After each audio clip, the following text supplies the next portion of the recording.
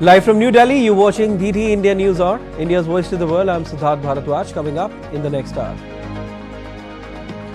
Hamas releases 3 more Israeli hostages in return of 369 Palestinian prisoners under Gaza ceasefire deal. Zelensky says no decisions on Ukraine without Kyiv, and Europe at Munich conference stresses low chance of survival without US backing.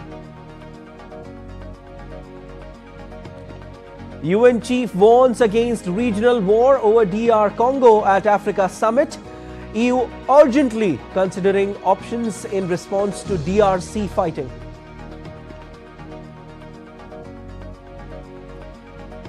The United States Army bans transgenders from joining military after Trump's order.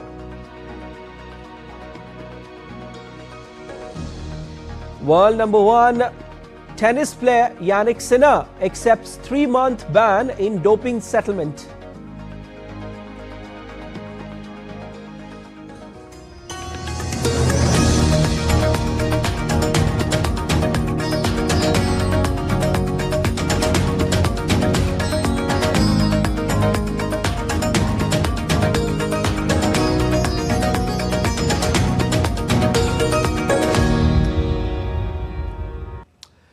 An emotional sight, eyes filled with grief and relief, anger and joy, cheering and clapping, as friends and families of Israeli hostages watched with bated breath as live streaming on TV channels showed Hamas released from captivity. Hamas on Saturday released 3 hostages in an exchange of 369 Palestinian prisoners from Israel custody under the ongoing truce deal. The freed captives were handed over to the Red Cross in Gaza on Saturday. Israeli-American Sagui Dekel-Chen, Israeli-Russian Shasha Trupanov, and Israeli-Argentinian Yair Horn were taken on a stage in the southern Gazan city of Khan Yunis, where they were asked to address the crowd before their handover to the Red Cross.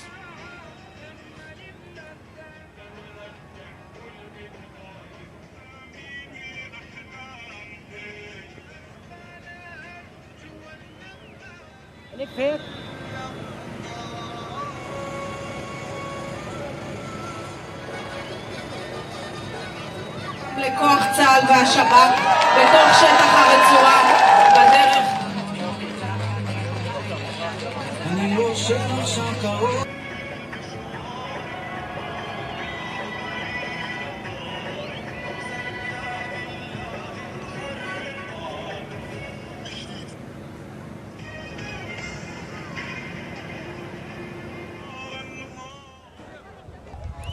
Meanwhile, the first bus carrying freed Palestinian prisoners and detainees departed from Israeli jail of Fair in the West Bank.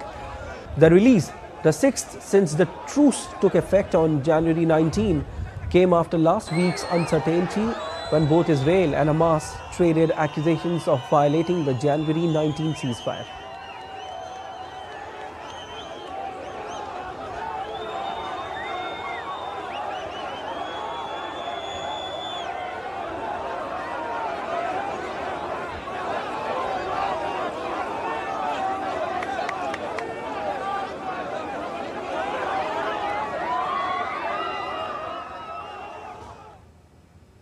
Emotional scenes there. Now, US Secretary of State Marco Rubio will visit Israel as part of his first Middle East diplomacy tour.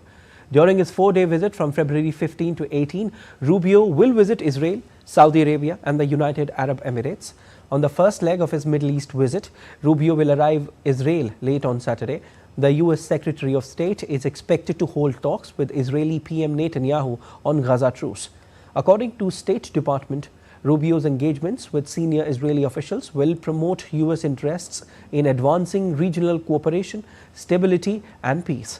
Rubio's visit will center on freeing American and all other hostages from Hamas captivity and advancing to phase 2 of the ceasefire agreement in Gaza.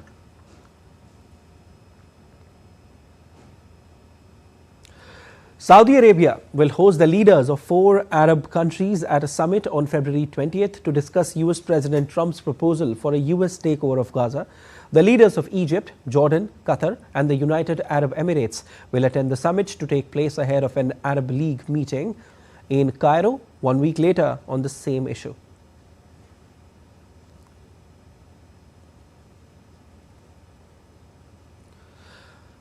Trump sparked a global outcry with his proposal for the United States to take over the Gaza Strip and to move more than 2 million Palestinians out of the territory, citing Egypt or Jordan as possible destinations.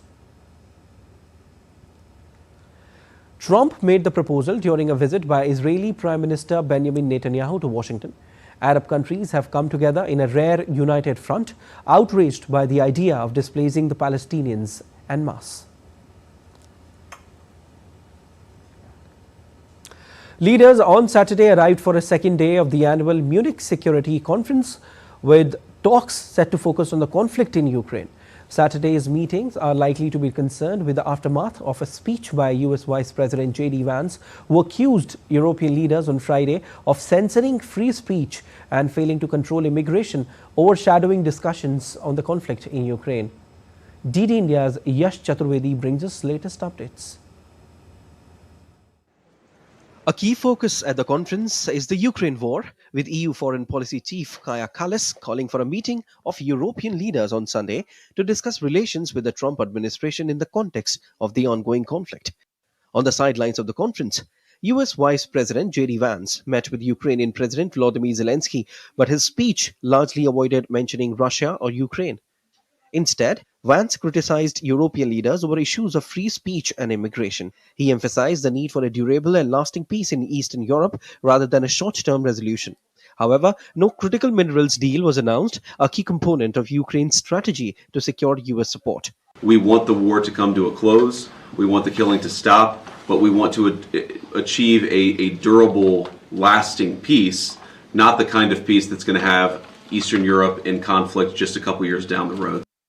Meanwhile, Zelensky also met with EU Commission President Ursula von der Leyen following a phone conversation between US President Donald Trump and Russian President Vladimir Putin, where Trump suggested Ukraine could neither reclaim all its territory nor join NATO. Beyond the Ukraine conflict, the conference also saw a significant diplomatic exchange from Chinese side as well. As the Munich Security Conference continues, discussions on Ukraine, US-Europe relations and China's role in global diplomacy remain at the forefront of international security dialogue. Bureau Report, DD India. German Chancellor Olaf Scholz met with the Armenian Prime Minister on the sidelines of the Munich Security Conference on Saturday. The two men met on the sidelines of the summit 3 days after the Armenian government pushed through the parliament a bill calling for Armenia's eventual membership in the EU. Meanwhile, Germany and Armenia have strong diplomatic and economic ties and work together on development cooperation.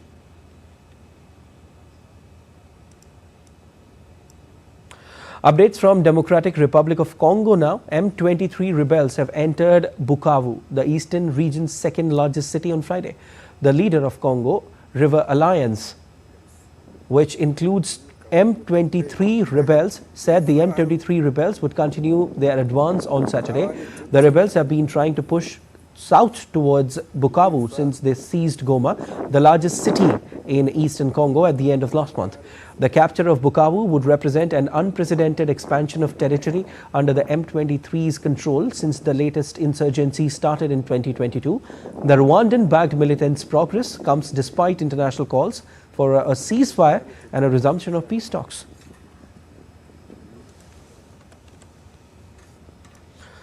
Meanwhile, the chief of Uganda's defense forces has said that he would attack the town of Bunia in eastern Congo unless all forces there surrendered their arms within 24 hours.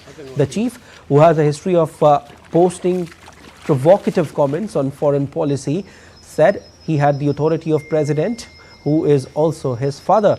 A spokesman for Uganda's military, however, said he could not comment on the matter. The escalating conflict in Democratic Republic of Congo is set to dominate the African Union summit, which began on Saturday with the DRC president absent after Rwandan-backed forces seized a second major city on his territory. The 55-nation body is meeting in the Ethiopian capital Addis Ababa, as Africa faces devastating conflicts in the DRC and Sudan, as well as US President Donald Trump's cuts to US development aid, which have hit the continent hard. With the specter of a regional conflagration rising in the eastern DRC and international bodies increasingly sounding the alarm, the AU has been criticized for its timid approach, and observers have demanded more decisive action. East and Southern African leaders on February 8 called for an immediate and unconditional ceasefire within 5 days, but fresh fighting erupted on Tuesday. At the summit, UN Chief Antonio Guterres says DR Congo's territorial integrity must be respected and regional escalation avoided. In the Democratic Republic of the Congo, the Congolese people have been suffering yet again from a brutal cycle of violence. And the fighting that is raging in South Kivu as a result of the continuation of the M23 offensive threatens to push the entire region over the precipice. Regional escalation must be avoided at all costs. There is no military solution. The deadlock must end, the dialogue must begin, and the sovereignty and territorial integrity of the DRC must be respected. The European Union, on its part, announced on Saturday that it is urgently considering all options in response to a widening rebel offensive in the Eastern Democratic Republic of Congo. The European Parliament on Thursday urged the European Union to freeze direct budget support for Rwanda until it breaks links with Tutsi-led M23 rebels and allows humanitarian access to the areas of Democratic Republic of Congo where they advanced. Following the latest developments in the east of the country, the European Union stands ready to boost emergency assistance, particularly for the newly displaced populations in and around capital Goma. Still to come on DD India NewsHour. North Korea says United States should abandon military threats. We will tell you all about the protests in Serbia. Cuba suspends non-essential activities in latest blackout.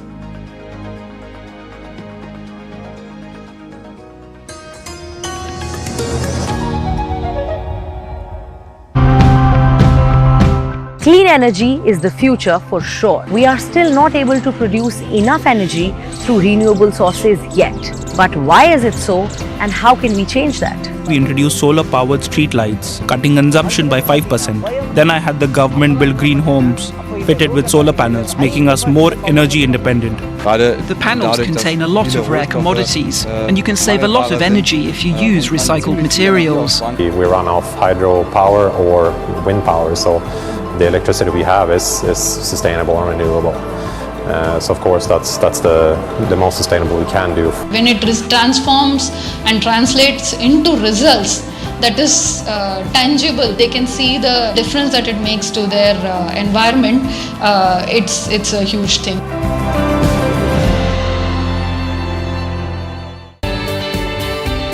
हमारे ज़माने में अगर परीक्षा पे चर्चा जैसी कोई चीज़ होती तो शायद बात ही कुछ और होती। आप जो जिस प्रोफेशन में हैं, आपको उसकी सबसे अच्छी चीज़ कौन सी लगती है? Boys and girls, join your hands together. भूमि पेडनेकर। मैं बहुत ही ओबीडियंट स्टूडेंट थी। छोटी उम्र में मुझे रियलाइज हो गया था कि मुझे एक अभिनेत्री बनना है। Vikrant Massey. I was average or above average because you have to continue to learn new things. जब आपने अपने पिता को खोया। सर, जब मेरे पिताजी गुजरे, तरीका जीवन का पकड़ लिया था कि मुझे अपने स्ट्रेंथ्स पे खेलना होगा। मोदी जी, उन्होंने जो किताब लिखी है एग्जाम वॉरियर्स, उसमें उन्होंने एक बात कही थी that celebrate your strengths. Modi ji कहते हैं कि knowledge is power. How should students handle high expectations from their parents? वो burden जिस दिन लगने लगती है ना, तो उनको वो they are not able to grow. ये इतनी आपको घबराने की जरूरत नहीं है, और मैं प्रॉमिस करती हूँ कि मैं आपको डिसअपॉइंट नहीं करूंगी। मैं अपने पेरेंट्स को बहुत प्राउड करूंगी, और मैंने वो किया। Well done. I'm surprised. एक एक वर्ड में बताइए आपने क्या क्या सीखा। कोई भी कितनी भी बड़ी प्रॉब्लम क्यों ना आ जाए हमारी लाइफ में, उसे हमें पॉजिटिव वे में लेके सॉल्व करने की ट्राई करनी चाहिए। हमें किसी भी चीज का अहंकार नहीं होना चाहिए। Respect your failures. Very well said. हमारा youth, हमारा future. You guys are very lucky. Truly, truly, truly very thankful. And if you do not meet your expectations, restart.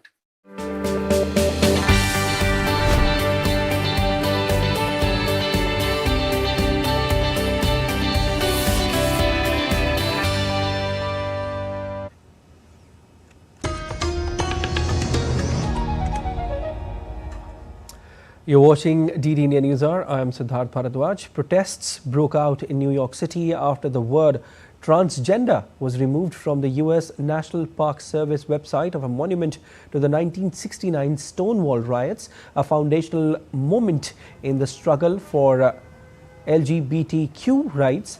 It comes as the U.S. President Donald Trump's transgender policy began with a day one executive order delegitimizing gender identity. The monument's website was altered on Friday, changing the widely used LGBTQ acronym to LGB throughout the website. All references to transgender or queer people were also erased. Several hundred people carried signs bearing slogans "Trans humans are the symbol of American freedom" as they rallied in New York City against the move. Just wanted to be included. We wanted equality. It's not some strange question of whether or not we exist. It's whether or not they want us to, and they don't get to decide. It's just not up to them. The United States Army has officially announced that it will no longer allow transgender people to join the military and will stop facilitating procedures related to gender transformation for service members. In a statement shared on X, the US Army said that the decisions takes effect immediately and all new accessions for people with a history of gender dysphoria are stopped and all medical procedures related to facilitating or affirming a gender transition for service members have been paused. This comes after President Donald Trump signed an executive order banning transgender ideology and invented pronouns in the troops as part of his first set of sweeping actions after return to the White House.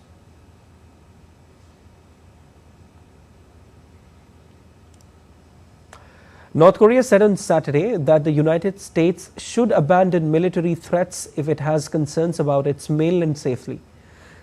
And North Korea's defense ministry said this, citing the head of the U.S. North Command recently comments on Pyongyang's intercontinental ballistic missiles capability of reaching the U.S. mainland. According to ministry's report, it was the United States that was engaging in confrontational behavior such as planning war exercises with South Korea and sending a nuclear submarine to the Korean peninsula. The report added that it is North Korea's sovereign right to improve its self-defense power.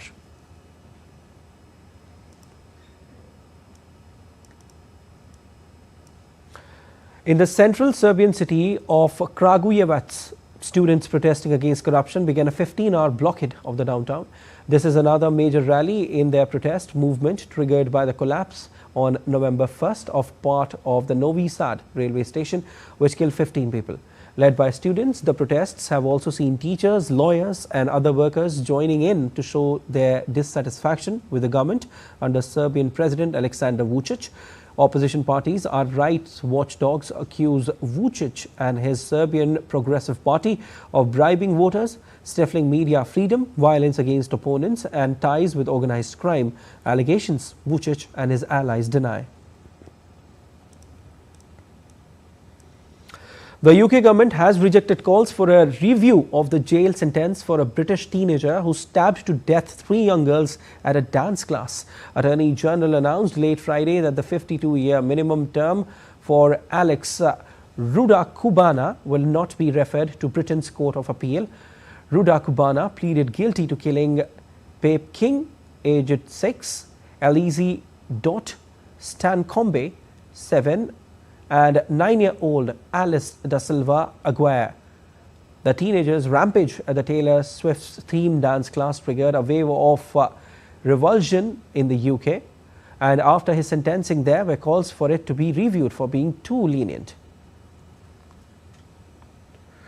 A Russian court ruled to place a U.S. citizen suspected of drug smuggling in custody for 30 days on Saturday. According to the Moscow court's press service, the U.S. citizen Caleb Wayne Bryers was detained by customs officers at Moscow's Vnukovo airport during a baggage check. The statement said Russia's Federal Customs Service confirmed on Friday that a 28-year-old U.S. citizen had been detained after customs officials found cannabis-laced marmalade in his luggage, the Interfax news agency report.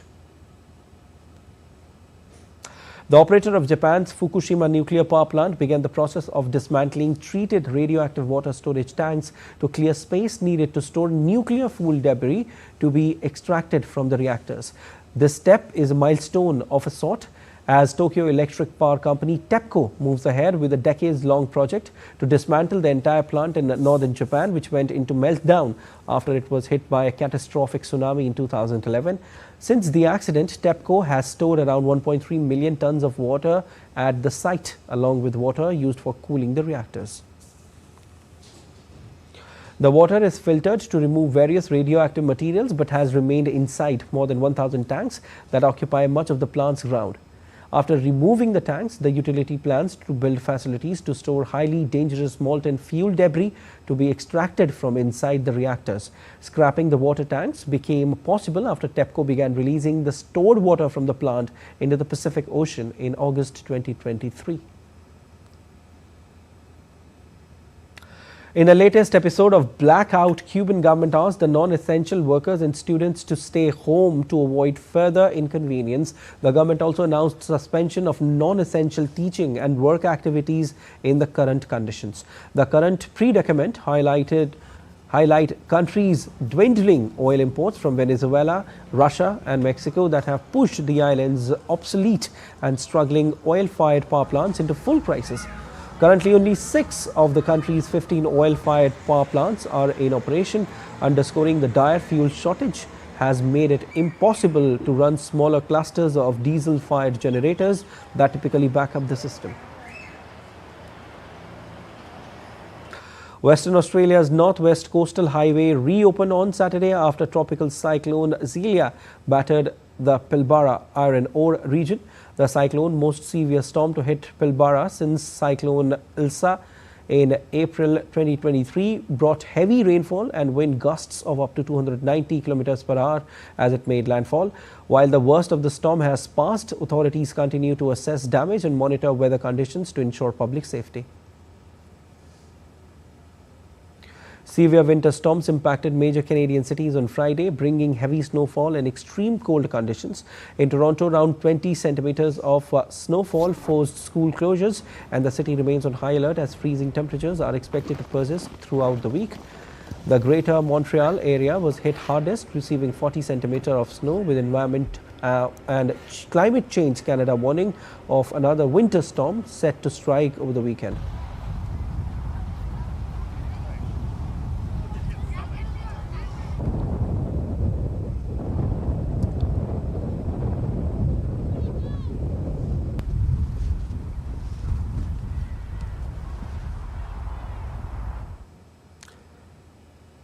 Let's take a look at other stories making news around the world.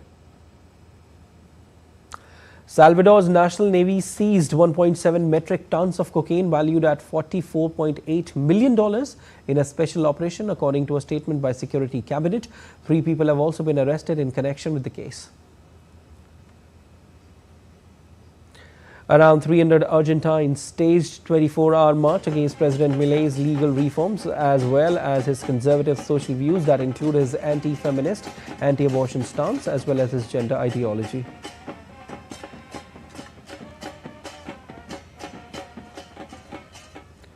A bridge collapsed in northern Peru, causing a double-decker bus and a car to plunge into a river, killing at least 2 people. Dozens of people were injured in the accident and were brought to hospital for medical aid. 64 migrants were rescued off the Canary Islands by a Spanish Coast Guard vessel. The migrant boat carrying the group of migrants was spotted 6 miles south of Gran Canaria.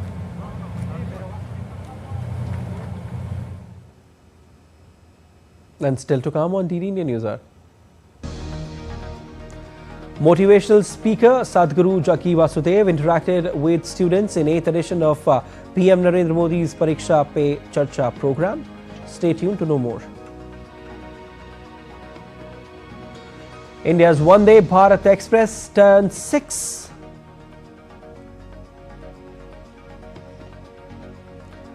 INSV Tarini makes history. Stay tuned to know more.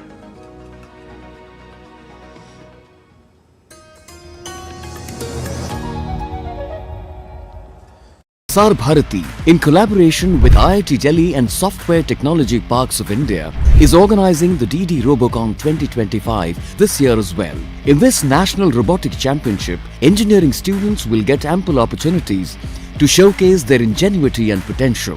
The national selection for this championship will be held on the 12th and 13th of July, and the winning team will get an opportunity to participate in the International ABU Robocon Championship to be held in Mongolia in August this year. So, hurry up. The last date of registration is the 16th of February. For more information, log on to www.ddrobocon.iitd.ac.in.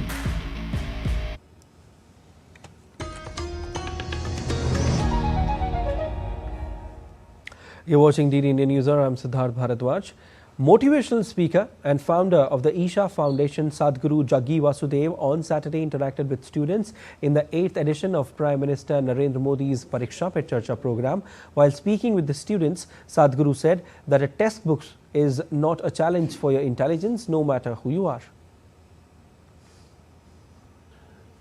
Education is not about examination.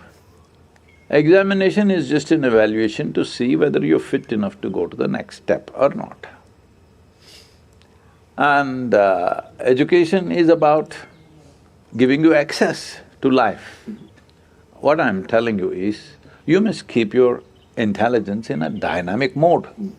Doesn't matter what it is, because education is about giving you fundamentals which will give you access to life. Sadhguru also said that everybody can sparkle and do things that others cannot imagine.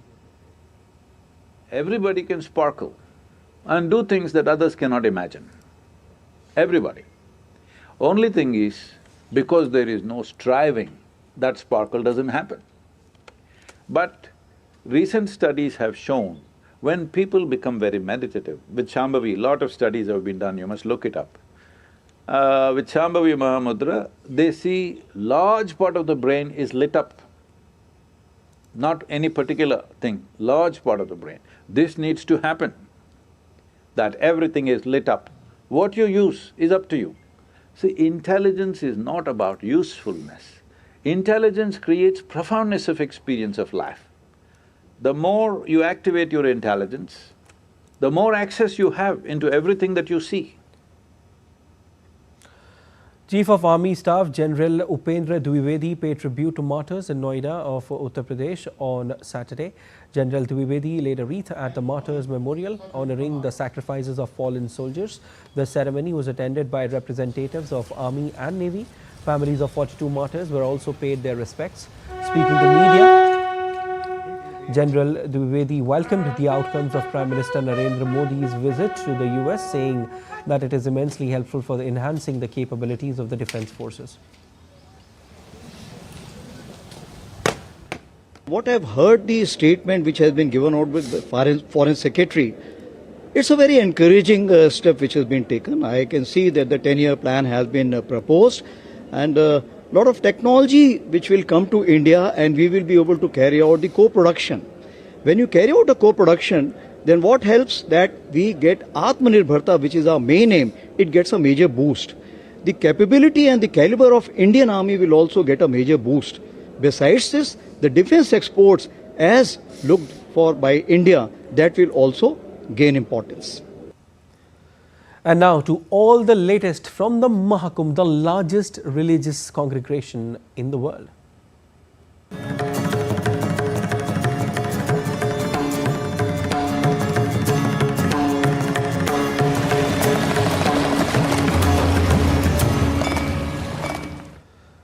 Around 15,000 sanitation workers will strive to create a world record by participating in the largest synchronized sweeping drive at the ongoing Mahakumbh Mela in Uttar Pradesh's Prayagraj. This comes in the backdrop of two remarkable world records created at Mahakumbh on Friday. First, by becoming the largest event globally with over 500 million direct participants. The second is setting up a new benchmark for the largest ever synchronized river cleaning campaign.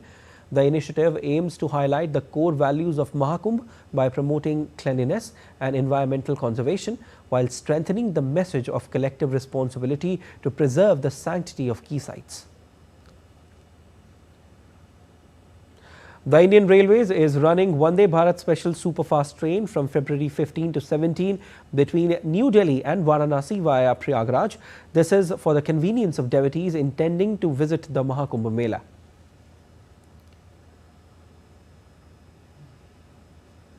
The decision was taken expecting rush for the Kumbh Mela during the weekend. The number of devotees who have taken the holy dip in Triveni Sangam so far has crossed 500 million on Friday evening. It was estimated before the onset of the Mahakumbh that the footfall would be around 400 to 450 million. Being held after 12 years, the Mahakumbh started on January 13 and will continue till February 26 on the banks of Triveni Sangam, the confluence of river Ganga, Yamuna and Saraswati rivers. Stylish design, superior speed and remarkable structure, India's Vande Bharat Express has turned 6. India's first Vande Bharat train began operations in February 2019 on Delhi-Varanasi route, officially inaugurated by the Indian Prime Minister Narendra Modi. The Vande Bharat Express is a symbol of India's self-reliance as it was developed entirely by Indian engineers at the Integral Coach Factory in Chennai. Currently, 78 Vande Bharat trains are running across the country. It is also known as Train 18 and provides high-speed connectivity between major cities with enhanced passenger comfort.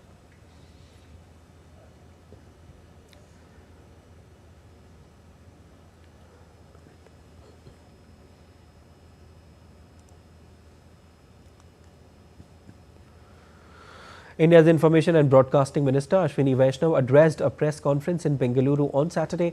He said that Indian economy is the fastest growing economy and Prime Minister always keep lower and middle income families at the core of the entire thinking.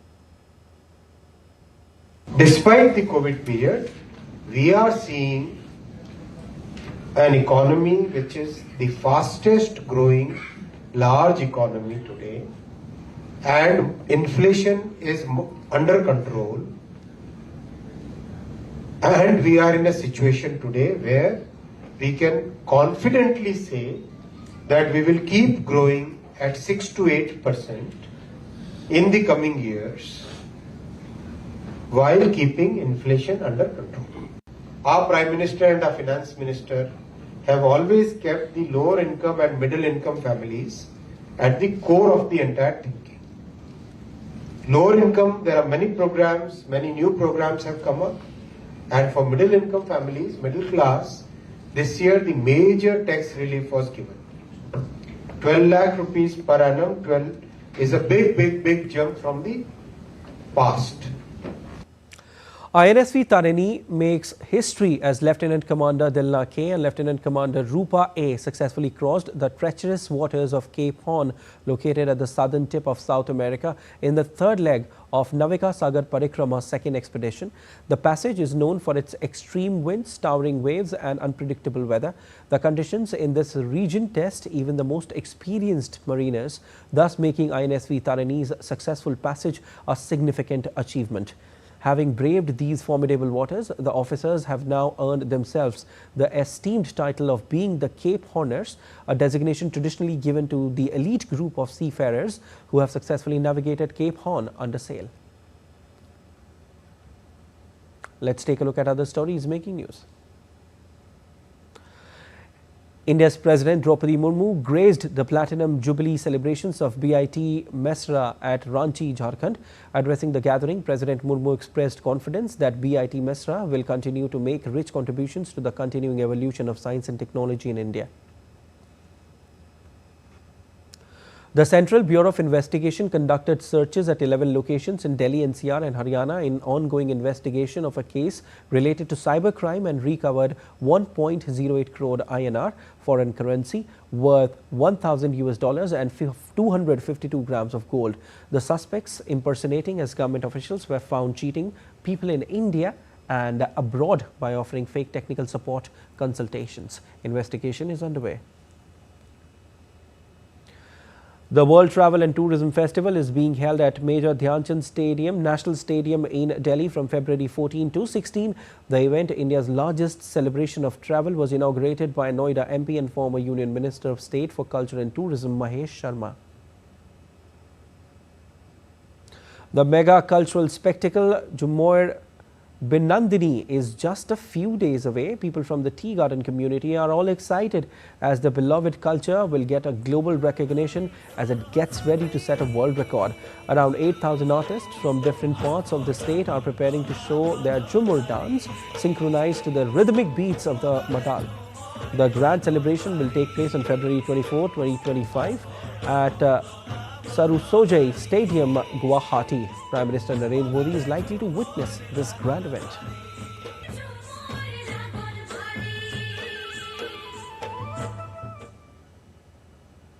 Still to come on DD NewsHour. OpenAI rejects Elon Musk's takeover offer, says it was not a bid at all.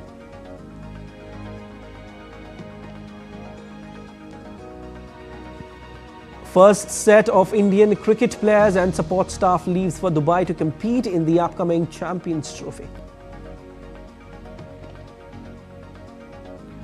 Giant panda in Western Japan gets Valentine's Day gifts.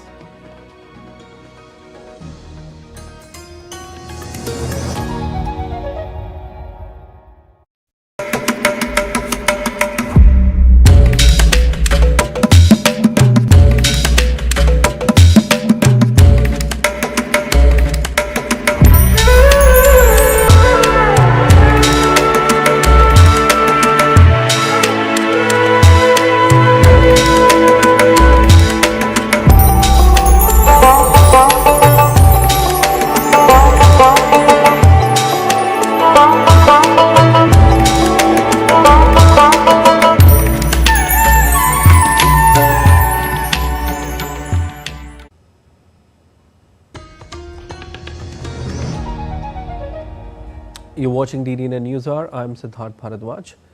And in an update from the world of business, OpenAI on Friday rejected a $97.4 billion bid from a consortium led by Elon Musk for the ChatGPT maker, saying the startup is not for sale and that any future bid would be disingenuous.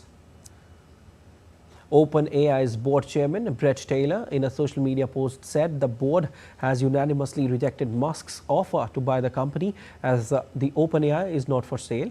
The statement further said that any potential reorganization of OpenAI will strengthen company's non-profit and its mission to ensure artificial general intelligence benefits all of humanity. Musk filed court documents on Wednesday saying that he would withdraw the offer to buy OpenAI if its board returns the artificial intelligence pioneer to a non-profit charity model. OpenAI currently operates a hybrid structure as a non-profit with a money-making subsidiary.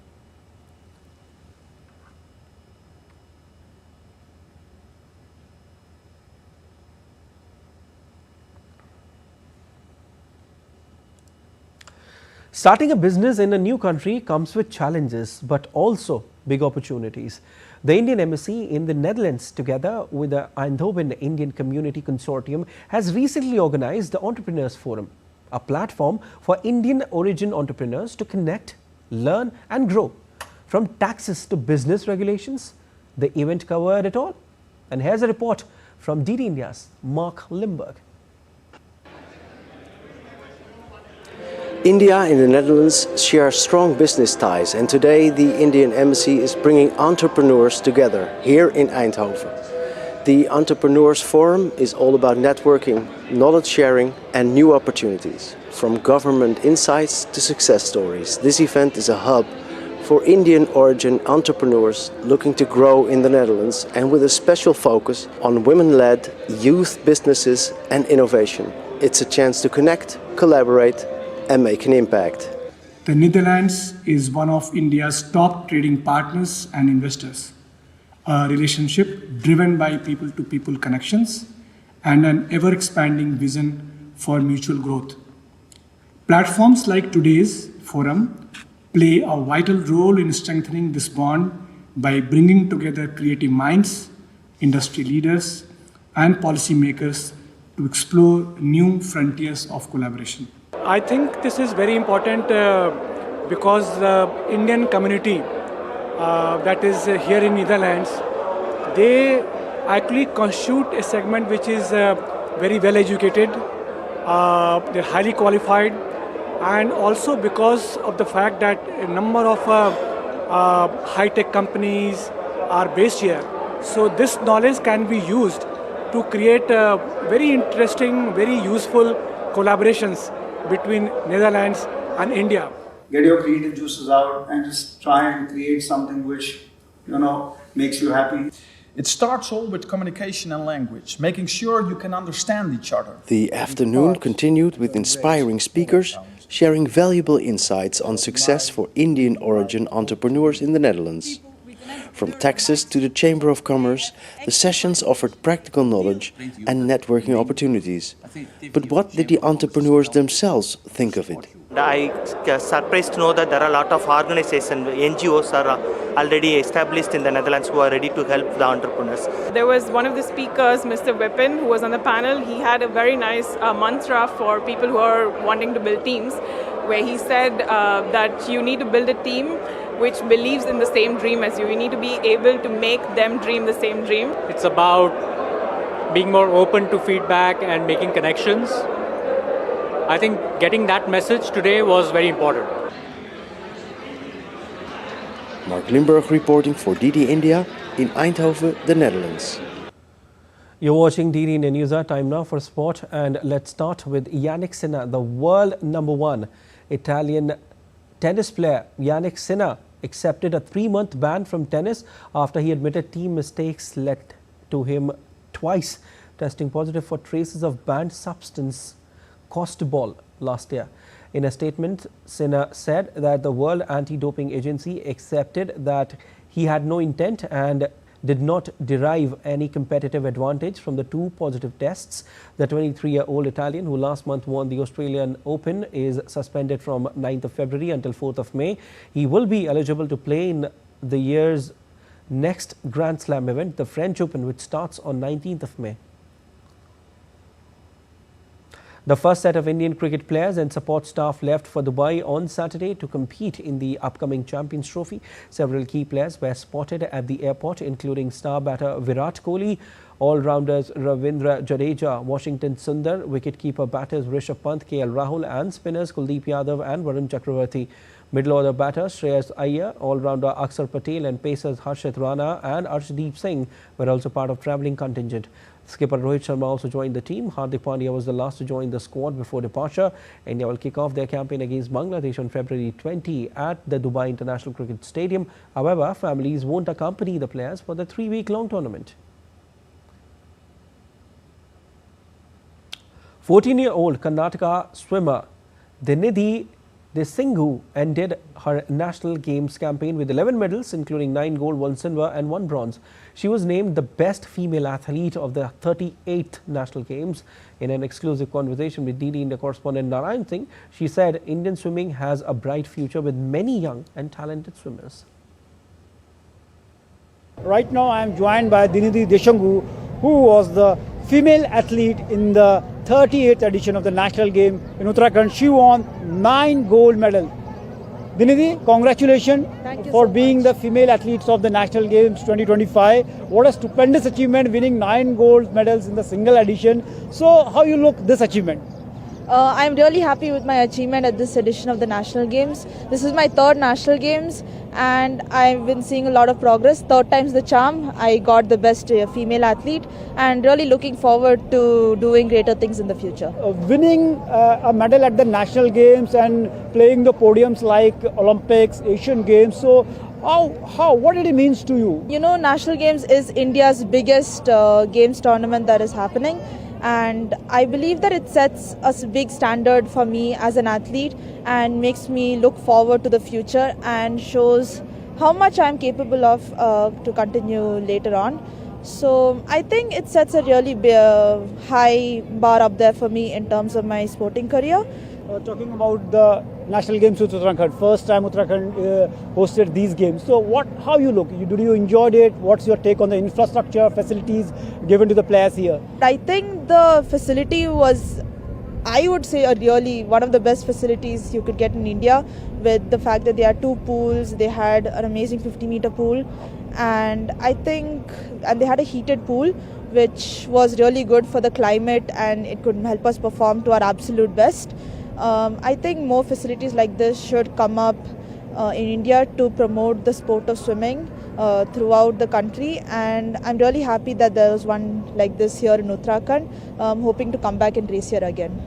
Definitely, the way Dinidhi said that excellent facilities were there at the National Games in Uttarakhand. And apart from that, she also said that the way the Indian young swimmers are performing, the way Dinidhi is performing, she is continuously participating in the international event. So days are not far when the Indian swimmers will definitely dominate the international arena too. With camera person Uttam, Narayan Singh, DD India, Haldwani.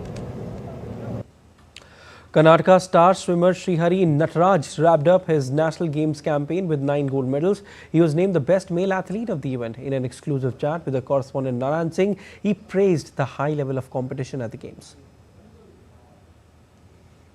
Right now I am joined by Srihari Nataraj, who won 9 gold medals in aquatics, and he remained the best male athlete of the 38th edition of the National Game. You have been there in the swimming for a long time. So currently, how you look this achievement of winning again this prestigious prize? I mean, a month and a half ago or a month ago, I wasn't even sure if I'll swim the National Games. I just got back into training about 2.5 months ago. And I thought, okay, if I swim the Games, I'll come swim 1 or 2 events. So it's quite exciting, and I'm very pleased with the result and the way I swam. I had some really good swims here for the season, for the beginning of the season, and I'm quite happy with the way it went. How you look that India hosting, the way India is planning, the way they are pushing their bid to host the Olympics? I mean, it's great. It's the biggest sporting event in the world, and it's going to bring in a lot of exposure. Is one of the words I'll use. It'll bring in a lot of attention. It'll bring in a lot of growth to the to sports in general in the country, with so much focus being given on sports now in the Olympics. Parents and kids will want to, be there in that home Olympics, because at the end of the day, it is a special feeling to be at the Olympics, and it's even more special when it's at your home. How you look this thing that the new athletes, the rookie athletes are also participating here, and the Olympians and the Asian Games players also playing in the National Games. How you look this thing, and how this is helping the National Games of India to be of the best in the business? It's also great that the Olympians and the world level athletes come here and participate. I just saw Satyan came back after a decade-long hiatus from the Games, and he won a gold. It's great because we had a lot of good swims from a lot of other juniors. Of course, my backstroke races weren't brilliant if you compare to my personal best, but Rishabh Das and Akash Mani were quite close to me in the races, and it's great to see that. I haven't had a close race in India since 2017 or 18, so it's always exciting to have that opportunity to have an extremely close race, so it was all fun. With camera person Manmohan, Narayan Singh, DD India, Haldwani. Alejandro Davidovich Fokina ended Taylor Fritz's bid for a 3rd straight Delray Beach ATP title on Friday. Davidovich secured a hard-fought straight-set victory over the top-seed American in the quarterfinals. Davidovich will next face Italian 4th seed Matteo Arnaldi in the semi-finals. Meanwhile, the other semi-final will see 3rd-seeded American Alex Michelsen take on Serbian Miomir Kecmanovic. Kecmanovic toppled Marcos Giron 2-6, 6-4, 6-2, while Michelson ousted former champion Cameron Norrie to reach the last four of the ATP 250 event. New Zealand defeated Pakistan by 5 wickets to clinch the Tri-Nation Series final on Friday. Will O'Rourke's 4-wicket haul helped the tourists dismiss Pakistan for 242 runs in 49.3 overs. Daryl Mitchell's 58 ball 57 anchored the chase as the Black Caps finished on 243 for 5 in 45.2 overs at Karachi's National Stadium. The victory gives New Zealand much needed momentum ahead of their Champions Trophy opener against the same opponent at the same venue on Wednesday. Royal Challengers Bangalore began their Women's Premier League title defence with a 6-wicket win over Gujarat Giants. Chasing a huge 201-run target, the Bengaluru team were reduced to 109 for 4 in the 13th over. However, Richa Ghosh and Kanika Ahuja staged a stunning fight back to secure RCB a victory in the opening match of the third edition. Richa and Kanika put on an unbeaten 93-run partnership as RCB became the first team to chase down a total of 200 or more in the WPL. Yankuba Minte helped Brighton secure a second consecutive win over Chelsea on Friday. Brighton followed up their FA Cup triumph with a 3-0 victory in the Premier League. Mitoma opened the scoring for Brighton in the 27th minute, while Minte, who had only secured 3 league goals ahead of this fixture, scored twice to lead his side to victory. Brighton have moved up to 8th place in the points table. Meanwhile, Chelsea stay in the top 4 with the danger of dropping down. Alright, let's take you to Japan now, where a giant panda got Valentine's Day gifts in western Japanese town of Shirahama. Heart-shaped eye sculptures were among the Valentine's Day gifts presented to Fuhin, a 4-year-old female lives at a zoo in Wakayama Prefecture.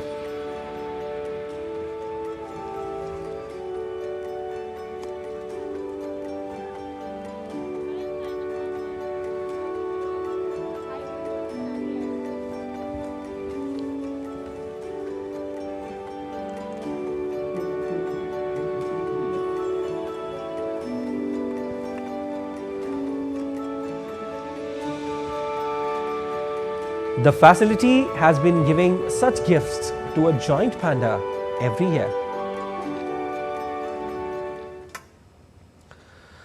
That's all for this edition of DD India NewsHour, but let us know your thoughts on the news of the day. For those on the go, you can get all the latest news and updates from India and across the world on the DD India mobile app. The app is available on both Android and iOS platforms, and you can scan the QR code on the screen to download now. We'll be back with more news as it breaks here on DD India. I'm Siddharth Bharadwaj from all of us here in Delhi. Thanks for watching DD India NewsHour.